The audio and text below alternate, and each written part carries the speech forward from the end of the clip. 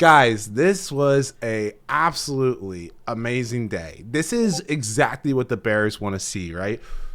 I mean, just incredible day. I went ahead and also shared, like, we do have the SPY puts open, of course, but I feel a little bad because I didn't share it when I took it, but I also opened some longer dated, much more expensive QQQ puts because at the same time I set up the SPYs. Those are up 21%. SPYs up actually more than that. I believe it's up like 35%. We still hold some of the ION Q. Right. And I actually took some of that off just because it's getting so oversold in the 1 minute. I was getting a little nervous about the market potentially squeezing, but I still have a quarter of that position open. Snow was the loser. It's like I'm struggling to get these perfect days, which is fine. You know, you don't have to be perfect to make money, right? You're gonna have losers. It happens, but some of these losers are just so, the way they happen is so lame. Like this, like I might tomorrow just on the open just take a bad trade just right out the bat just to get the one loser out of the way, and then we can just print for the rest of the day. But this one's tough, right? You get the breakout, you get the confirmation. This candle right here faked me out. I made it a second attempt, and then I tried to hold out for the 65-minute here. And as soon as this bearish EMA starts to form, you got to get out. And it was a good thing too because it came right to the 74, which is actually what I was calling out in the voice chat. Is probably where this one ahead. Now I've been absolutely slaughtering futures, guys. It has been something else. Just slaughtering futures trades, playing all the wedges, all the triangles, everything. I got stopped on one loser like yesterday. Yesterday was like 8 and 10. Today was like 6 and 7, and only playing minis, no micros, and just 1,000-point move here, 1,000-point move here, 1,000-point move to the upside.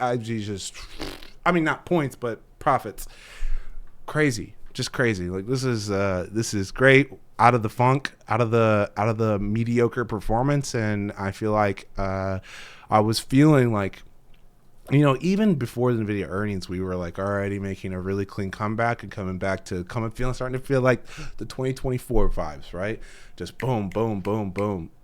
So this is great. Not hitting like super crazy like 100% wins, but that's fine because we just want the consistency back. Then we can start to go for some swings. We'll start to bring in some real profits. Big mistake today. I cut those NVIDIA lottos because I was like, these are going to be worth zero. I'm not even going to look at them. And then we got the plunge today, and I went ahead and took them. Probably a missed opportunity to actually come in short. When you test this key level that we've been, some of these key levels we've been watching for literally months, and here we are. Like they're just magic, coming down to here.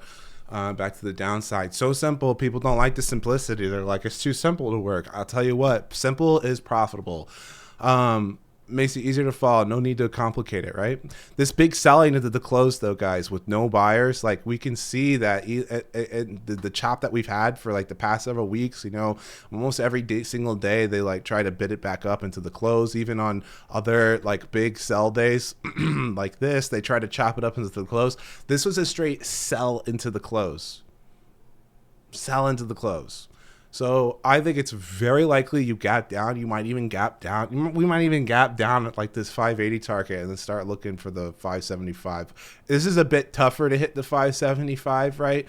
There's several. Actually, let's look at this in the regular hours. It might clean up a bit. Yeah, it's a lot tougher, right? But like this move and then this move are really easy. Really clean price action. Like market is telling you that it really likes to just go ahead and just fill these to the downside. Because remember, with key levels, like what we want is number of touches, but then also the wow, my brain just broke. The movement of the price when the key level is achieved will also increase the importance of the key level, right? Like this area in between these key levels, really, really weak, right? Like extremely weak. The area below, super strong. Area above, like that's a mid. It's pretty mid too. So like when we break these huge key levels, like when we break that 91, that's huge, especially when we have the double bottom here and then the third one breaks to the downside. You can even call this like a really ugly like cup and handle. You know, I actually think I talked about that on YouTube yesterday. It might have been a different stock, but it had a very similar structure. It might have been CRM that I was talking about. And honestly, I don't even know what they did today. Nothing. Um, yeah, so we had a bunch of things on the watch list. You know, we caught a Tesla short. I'm really shocked Tesla didn't find new lows today. I'm really shocked that Apple didn't actually break this 237. That was the trigger. Oh, it looks like it did trigger it into the close. So let's actually set a new trigger like right here to make sure we don't miss. It depends on what the market does. If we do gap down, there might not be a setup here. Let's kind of stretch this out a bit because I want to see. This isn't a real key level, but I just want to see it is an important support that I want to make sure I don't overlook into tomorrow. Yeah, so I'll probably trade some futures live on YouTube, just because I mean I'm feeling so good.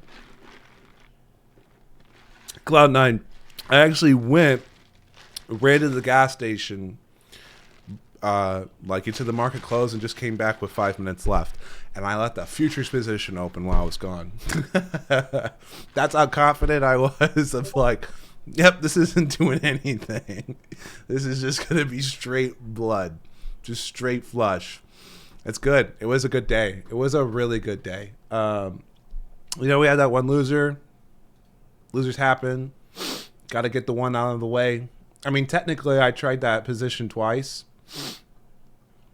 but really not worried about it. You know, you could argue cutting that lotto was a bad. You know, cutting that lotto early was probably a mistake.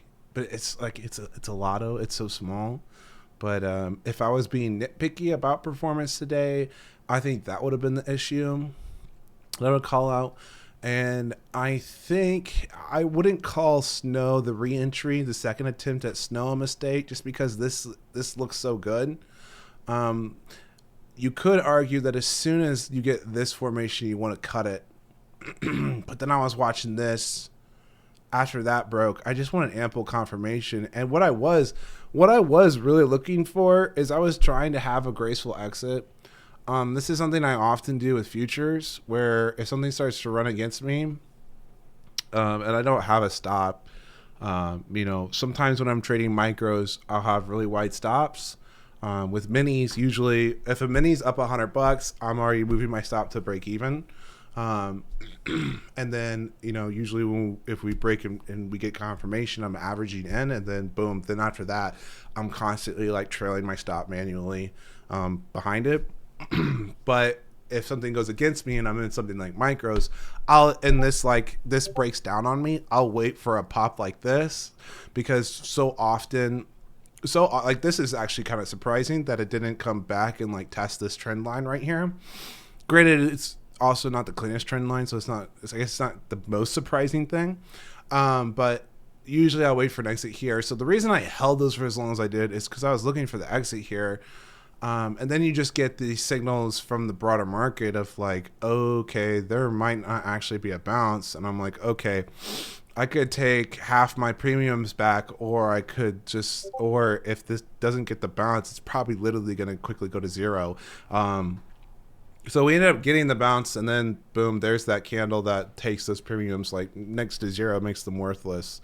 So, but that's what my thought process was watching this, just trying to be patient after this thing's been looking really fakey. Happens, you know, you got to do what you can to try to manage the position in the moment as best you can. And I think I handled that as well as I could have. I'm not really too worried about that. And we had lots of solid winners. We got some swings that are printing really well too. I'm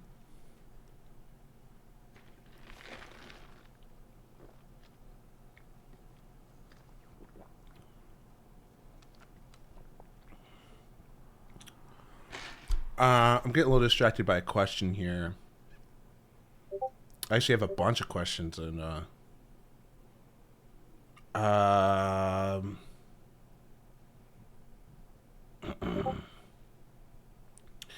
Yeah, guys. I mean, I will be averaging, and just to kind of answer all of these at once. I the lows are not in. Let's say this market hits the 275 and bounces. I'm probably still gonna say lows are not in. And I'm still even getting some people asking me, especially on the socials when I do these live shows. People are still asking like, why is the market going down? What's going on? Is this because of tariffs? Is this because of whatnot? I mean, look at this. Daily's just now printing to the downside, right? Like, this looks unbelievably weak, and we might get the weekly to fire to the downside. If the weekly fires to the downside, and we've talked about this before, right? Like, fires to the downside, even if something as weak as this, you get 2 weeks of down moves, right? Like, you get like a 2 week trend. This is one of the main reasons why I love TTM, because it helps you set, these biases, right? So like if this prints to the downside, boom, I'm gonna say, okay, we've already gotten 2 weeks, but we'll probably get 2 more weeks the downside minimum, right? So and I mean, we haven't even come and test this support here, and I'm expecting, coming and testing this support and getting a vicious bounce out of the hole was during one of the most bullish years ever, right? This is like 2020, right? I mean, look at 2021. 2021 was an absolute insane run, and 2024 almost looked at it. Look at what happened after 2021, right?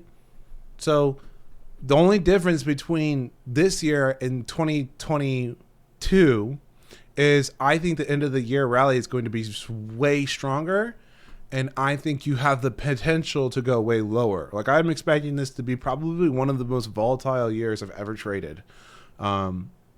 Never mind this, right? That's, when you do historical analysis or you back test stuff, you literally just like remove this time frame because, stuff like that will just screw up your data. You don't want to back test through stuff like that, Pro tip right there. You remove all like crazy outliers. Study them, but don't put them in your data. Study them because you want to know what happens, because history typically doesn't repeat but rhymes. So knowing what the rhymes look like can help you piece together what new situations look like, right? That's the whole theory behind like why I'm still mega bullish gold, which I didn't really look at today. I mean, market's in full free fall and this thing's barely off the highs. I mean, it's barely off the highs, still holding like very major support here. I'm telling you guys, I think this thing's like lost like 1/3 of its momentum, and it's not even $10 off the highs. I think gold's gonna go much, much, much higher. Much higher. You haven't even broken the bullish on the weekly. This thing can go insane still. This is exciting, guys. This is exciting. We are out of the noise, and now our macro theories and hypotheses and predictions are all coming to fruition. Just bada bing, bada boom, bada boom. We're getting some individual names kind of wrong, slightly wrong, but that's okay, because it looks like our blueprint, the plan we had, the narrative we built is playing out. And so now we just follow that. So when you ask me, Josh, are you going to average into these? Yes, I am. Not yet. I'm telling you, this market's going lower, And I didn't really touch on it, but when people are asking me about the bear, why is the market going down?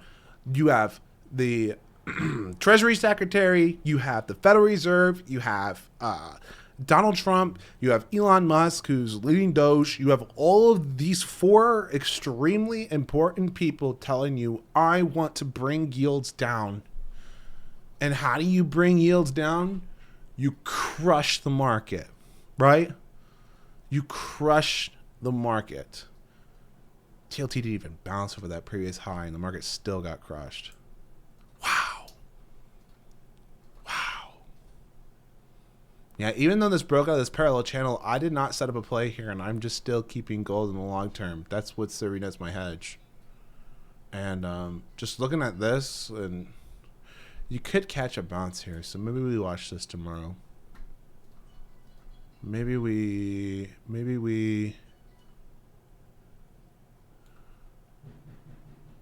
Yeah, we'll bring it down slightly. Um,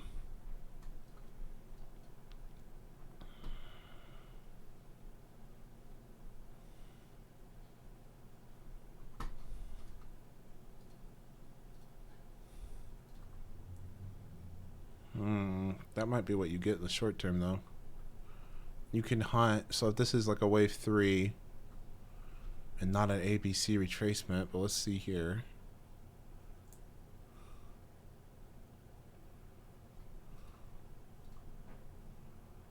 One, two, five.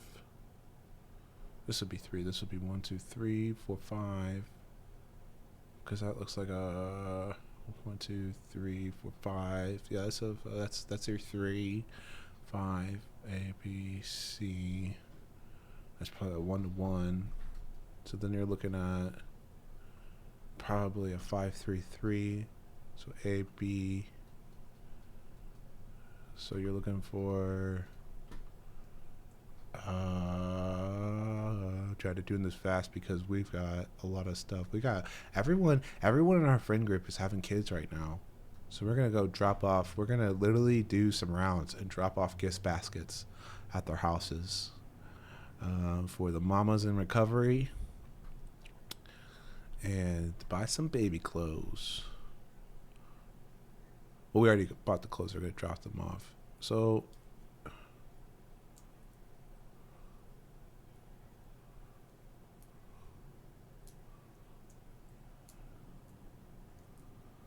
So I'm seeing like 95 here, but 94 also had like good resistance. That might be top. That might turn into resistance. If not, you're not going to get much of a pop there in the short term. Looks like later you might. The weekly is firing. The monthly is about to actually fire to the up. Is firing to the upside. But that is weak momentum though. Almost rolled right back over. Got some momentum back today.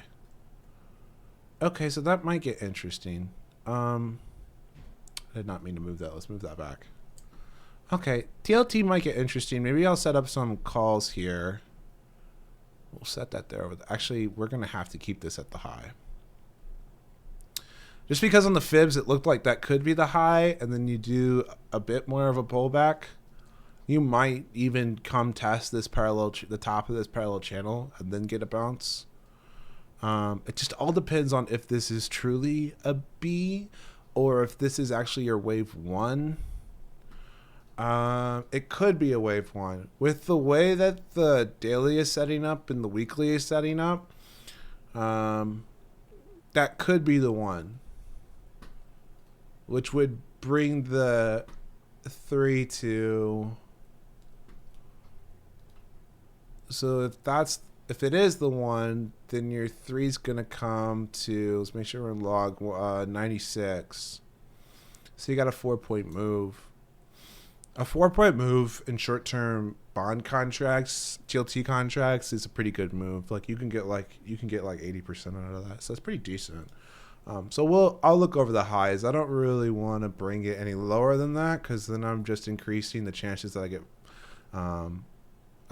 faked out, and I'm only losing like maybe like 15 to like probably 10 to 15%. That's not bad. I would pay 10 to 15% for a less likelihood of getting faked out. Anyways, that's what we got, baby. We're doing good. We're on fire. We're back out of it. The market is becoming more trendy, right? This is what we go watch the prediction videos for this year, right? I mean, this is like, it's like crystal ball type accuracy. You know, it's been harder in execution, but when we're mapping out our expectations for how the year would go, you know, especially even the way that I sold off like a majority of my Tesla before coming into this year, which by the way, to reclaim this looks like it back tested and then it's still holding below, and below this 275. If you break that, we talked about this on YouTube. I'll just repeat it just in, because I see the views on the YouTube video. Okay, I get it. Our video is hard to watch all the way through. That's why I'm trying to make this quicker and talk fast.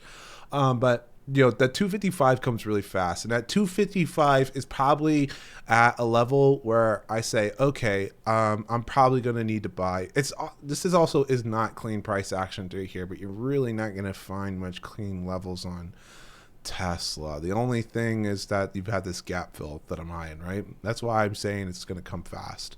But you really want to see like a real quick, like, you break this, and then you want to see a quick plummet, and then you can say, okay, I'll probably get a nice continuation.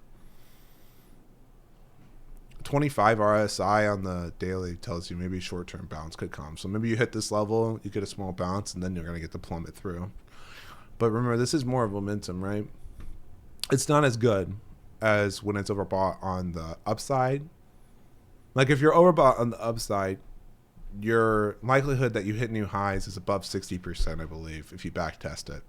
But if you're oversold, it's more 50-50-ish on whether it'll get a continuation to the downside. So yeah, I mean, that's that. On fire, doing well, printing big on futures, living it up, feeling good, feeling great. We're gonna just keep